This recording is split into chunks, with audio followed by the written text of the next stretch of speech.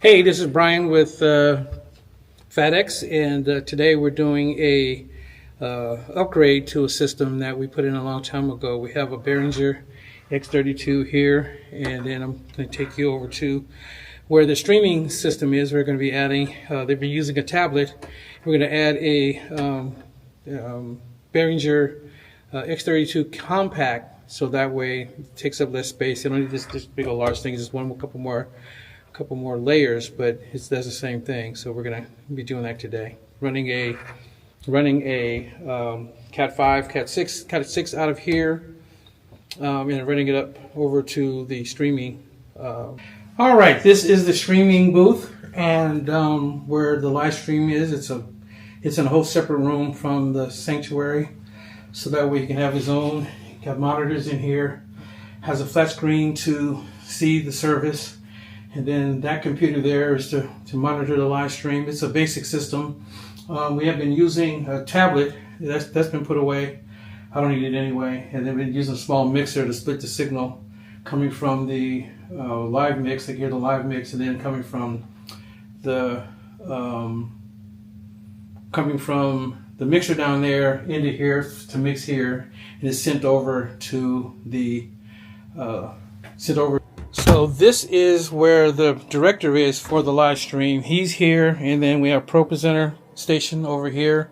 So we're using, excuse the mess, we're going to clean it up today too. They're using ATEM Mini Extreme ISO. ATEM Mini Extreme, and then they run PTZ cameras, and that's the controller for the PTZ cameras. That's the computer that they're using for streaming, and then that's the monitor to monitor the feed with the. All right, we have the Behringer X32 Compact in. I ran the Cat 6 over here, and I need to get a couple cords to hook it up because I'm changing it from this little mixer to this bigger one. And so I'm going to program it, and we'll go through that a little bit. Hi, this is Brian with Tech Talks, and today I'm going to be talking about an install we're doing and almost finished with. Today we're talking about taking this is the front of house Behringer X32, and they're going to run it upstairs into the media room, where they're using a tablet to run it off of a aux send and for the tablet, and now we're putting in a Behringer X32 Compact. And so I'm going to kind of talk about the process of what I've learned about the process, because one of the things I realized in learning about this install, that the videos that are out there didn't quite go through some of the challenges that you face if you excuse me, if you starting with an existing system. A lot of times they're starting with a fresh system, and so it makes it easier. And I'm one of these guys that when I find innovative ways and use cases to help us to do it better for less, then I'm going to do so. So this is the front of house console that's in the main sanctuary, and then I'm going to go into the back. I'm going to stop, and I'm going to go into the back and then show you the stage box, and then talk about the connections there and what we did with that, and then we'll go upstairs into the media room and show you. So we're behind the pulpit in the church, and this is the amp rack. It's a mess because we've done some changes, and we have it set up a certain way that we can pack some stuff into different things. And so what happened was we took this amp rack from the initial church, and they didn't want to spend more money to get a higher rack. And so we just sat the stage box right here. So this is the S32, which everything's connected to it. And what we did was that when we first installed it, we inherited the mixer. We had a different mixer that we're going to bring in. But then we had to buy a stage box for that, because at the time we had the mixer, they didn't have the stage box, and the stage box came out some time afterwards. And so when we came here, this board was already here. It's not necessarily a better board than we had, but a different board than they had here. So I said, let me just go ahead and use this, get the stage box, because the good thing about this was I did a video a while back using analog, going from analog to digital. And Behringer had this D32, this D16, I think it was. I don't remember what it's called now. And so I did a video on that went viral because it was going from analog to digital using the P16, which is the personal internet monitors with an analog board. So with this one, we didn't have to do that. This takes that in there, and all I got to do is just buy the smaller adapters, for everything to plug into, and then that plugs into through the Ultranet connection. So this is the hookup for here, and I wanted to share that little history because what happened was we didn't, the board didn't have, because it was an older, X32 board. It there wasn't a sticker on it that says that you have to have a shielded cable. So we ran a regular Cat 6. We didn't run a Cat 5 because we said Cat 6 is faster. So we ran a Cat 6, and so we ran a Cat 6 cable all the way from the stage up to the ceiling and dropped it down over here and plugged it into the back of the S32. So I just want to share that to you. So when I talk about the rest of the process, you kind of understand that from the pulpit, from here behind stage up to the sound booth is ran, because we didn't know any better. We ran Cat 6 just. All right, up in the streaming room, the broadcast room, and I want to kind of talk about the processes of what I had to do in order to get this to work. Again, as I mentioned earlier, that with this new board, this is the new board for the broadcast. Again, as I mentioned earlier, we're using a tablet, using an iPad, and the iPad has its limitations, so it's harder to go through the process. You can do it. And we've done it, and they've been doing it for years since they've been in this location now for, I think, almost 5 years. So in the process, they've started with that, so they've been using it, but there's some limitations. And I want to talk about some limitations even with this process too, so that way when you go this route, what the slight limitations are. And I got to figure out how to bypass it if there's ever, even if there's ever a way. So anyway,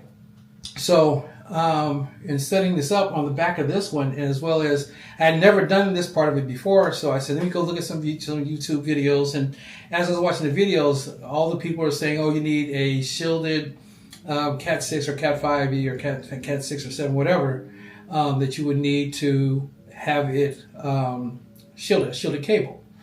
And so two things. When I first set it up, I said, oh, let me just use this other cable because this other one works back there. If this doesn't work, that'll work.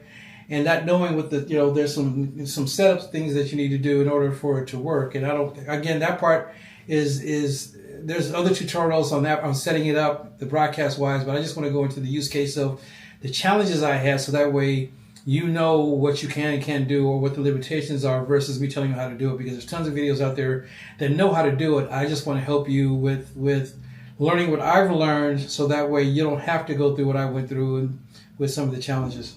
So let me say this one thing. When I set it up, I ran the cabling from, so how you have two ways of setting up your board, which all the videos will tell you the same thing, that you either come from the board, or you can come from the actual snake box.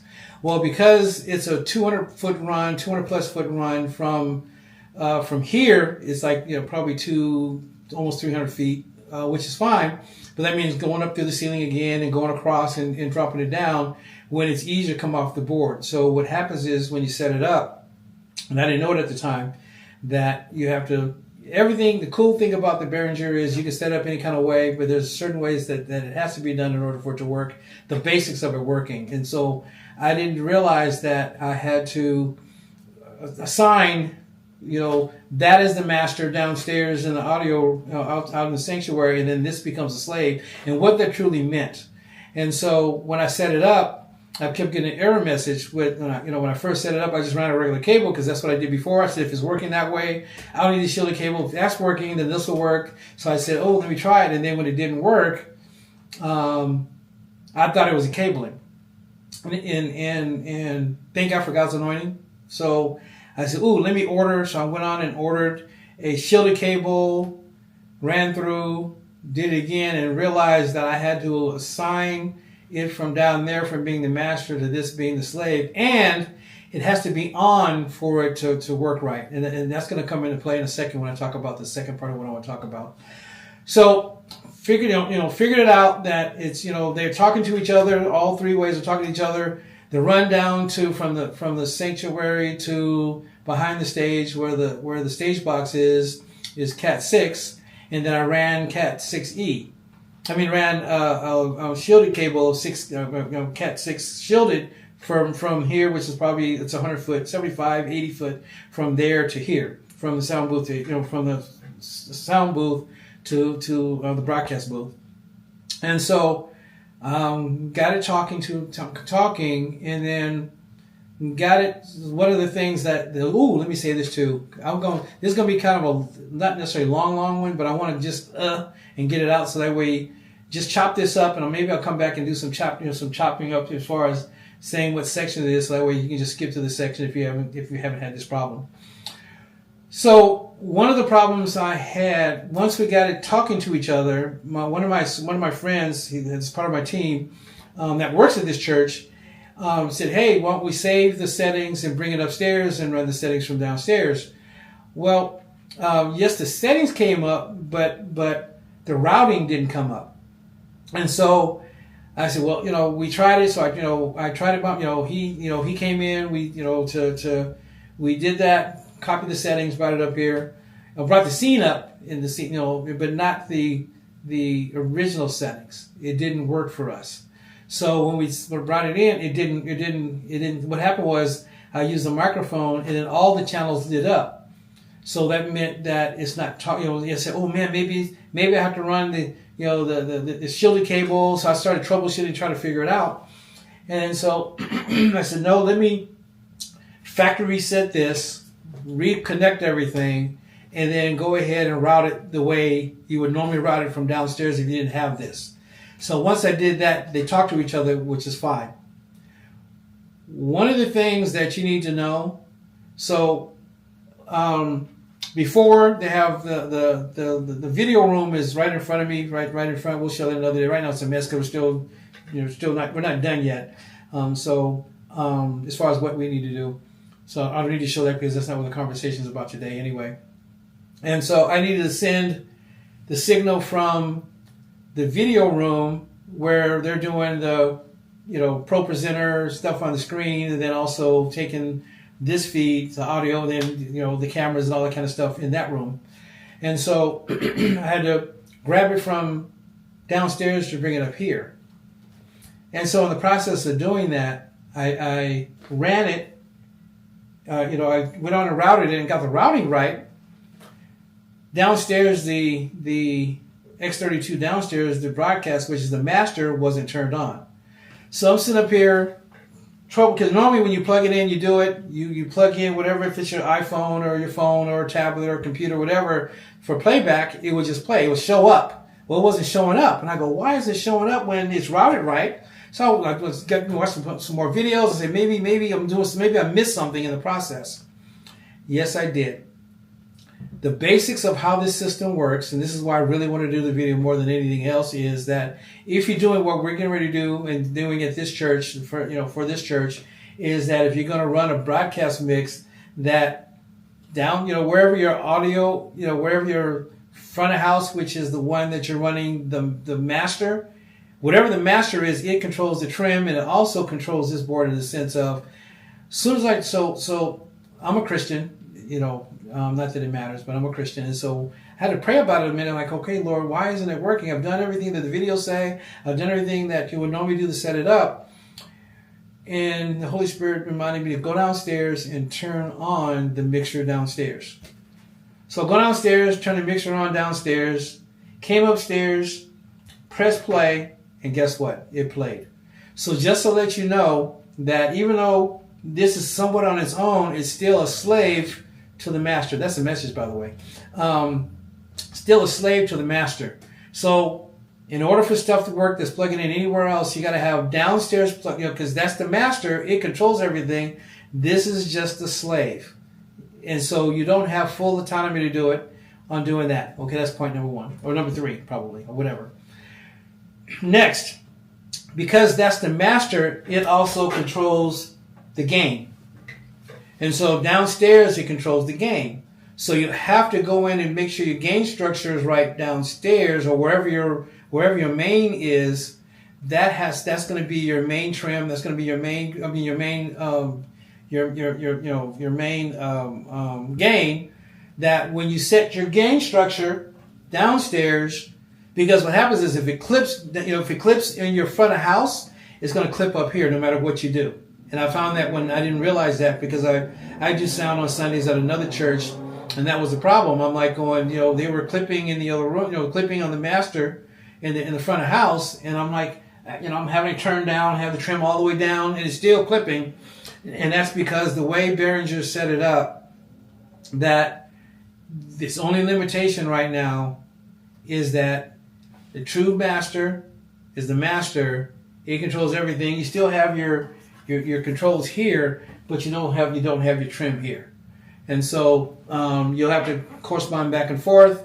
What we're getting ready to do here, which needs to happen now that everything's connected and working, we're going to have bring in the musicians first, do our balancing, because the main thing downstairs is making sure our gain structure is right downstairs. If the gain structure is good and perfect downstairs, then upstairs is going to be perfect for your broadcast mix. Otherwise, if it's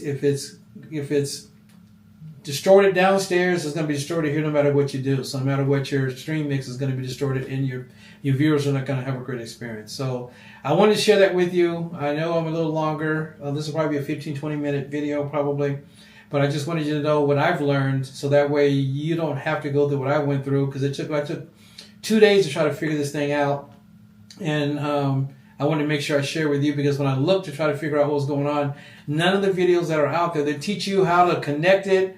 Some will teach you how to route it, but they don't teach you how to troubleshoot it, as well as send stuff, because it's separate, how it works in tandem with your front of house, as well as your, either for monitors, this works the same thing if you're using it as a monitor mix.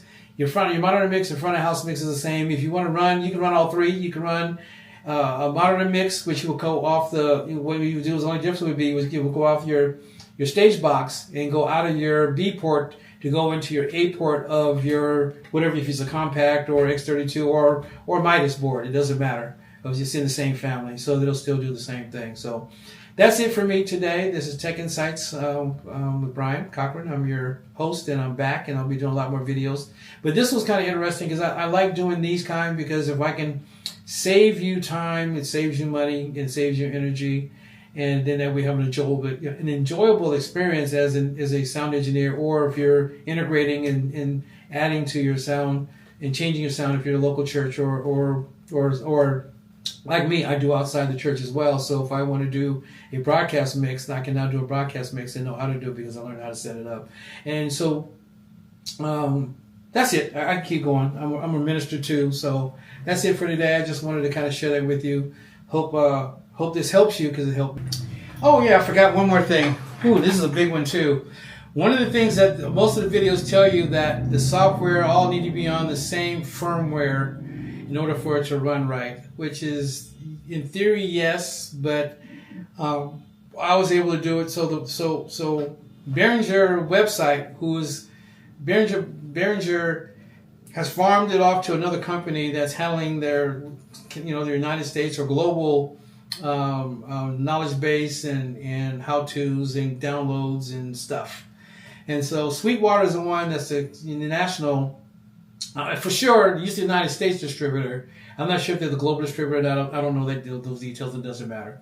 So I went to Behringer.com. Guess what? The site is down, because what I was told in some of the videos is that the firmware all have to be the same. And so I called all over the country, tried to call all over the world. I called Sweetwater. I looked up on other, went through, hours of trying to search to find if I can find, because a lot of times what you'll do is you'll find someone that has a download, and because they're in the creation business, they'll also say, by the way, this latest firmware, go down below and you can download it too, kind of thing. Nobody has it, so nobody did it. So this one, because it's a brand new board, has the latest firmware. The one downstairs is 4.06, which is great because it has a user, the user page, the user interface part. I mean, user something that's called. I didn't need it for that, but you need at least 4.0 or 4.6 in order for it to work. So we were able to do it without having the same firmware. This is 413. The other one downstairs is 406. And I just learned in doing this process that your stage box has firmware and needs to be updated as well. So if you haven't updated your firmware right now, this is April 15th. So if you see this after April 15th, this right now, Behringer.com is down, and they have another company that's running it. They're redoing everything on the website, so everything is down. I even tried calling the company, and the company, I emailing, but I found an email and emailed them, and they're like, well, hey, right now we're revamping everything. They didn't have access to the download as well. So, but I was able to, because I think it's 0.06. If you got something older, it may not work. I'm not exactly sure. But I was able to still put it together, and they still talk to each other, even though the firmware is not the same. They're not the same. So I don't know if because of prayer. I don't know because of luck. All I know is that we're able to get it to work because it works. And so they're talking to each other. Let me show you this real quick so that we can see. One thing I want to show you. If you look at this right now, because the downstairs is not on, it shows red, and it's not because they're not connected. You'll see this green. All these would be green if sorry about that. If it was turned on, but I didn't need it turned on because I wasn't showing. I'm not showing you that process because there's enough videos out there to show you how to connect them, how to route them, that kind of thing. I want to be more on, if I find a problem, what the solution is and how I found a solution by what I did. And so you too can do the same. You can do it. They don't, I don't, just like, I'll say this one more thing and try to stop. From here, from this board to the front of house board is shielded cable. From the front of house board to the stage box is Cat 6. So I don't know, because these are shielded, that it worked, and the other one's already communicating, so the communication has to be from here to the board because this was attached to the other board down the front of house, that it had, that has to be shielded. So I'm not saying it's positively going to work for you. It worked for me. It may work for you.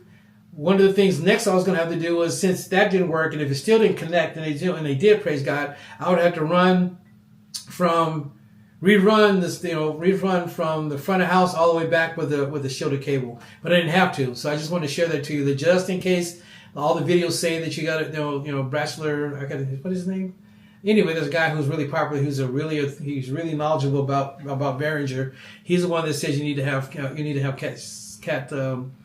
shielded cable, no matter what, shielded Cat 6 or cable in order to make it work. And I'm not disproving him; he's absolutely right. But I was able to get it. So if you already have an existing system already set up, that try it first before you run it to see if it works. If it works, it works. If it doesn't, if you get it where, when I mentioned earlier, the red there, if it's red after you do it, then you know you have to run a shielded cable. But if you already have an existing system, what I'm trying to say, try it first before you buy a shielded cable, because you don't have to waste the time and money if it works. If it's green, then it's going to work and it's going to talk to each other. Their computers, they all talk to each other. There's a certain language and a certain protocol that they need. And there's a need for shielded cable because the longer the run is protected, and you don't lose lossage, and it all stays and goes to the circuit flow, signal flow. But it works for us because Cat 6 worked from there when it's supposed to be shielded, and it's been working. I don't know if because it's a house of God or because yes, it should be shielded, but it doesn't have to be. But if you already have if you're doing something brand new, then I would say get shielded just to make sure. But we were able to do it without it. But I just want to say that because of something. One of the things that the videos, a lot of the videos were saying that you need to have shielded cable, and you should. If you're starting with a fresh install, do it. If you already have existing, try it first. It's not going to hurt anything. It'll show an error, and then you just know that you'll have to do it. So that's it for today. And this time we're for sure done. God bless you. Talk to you later. Bye-bye now.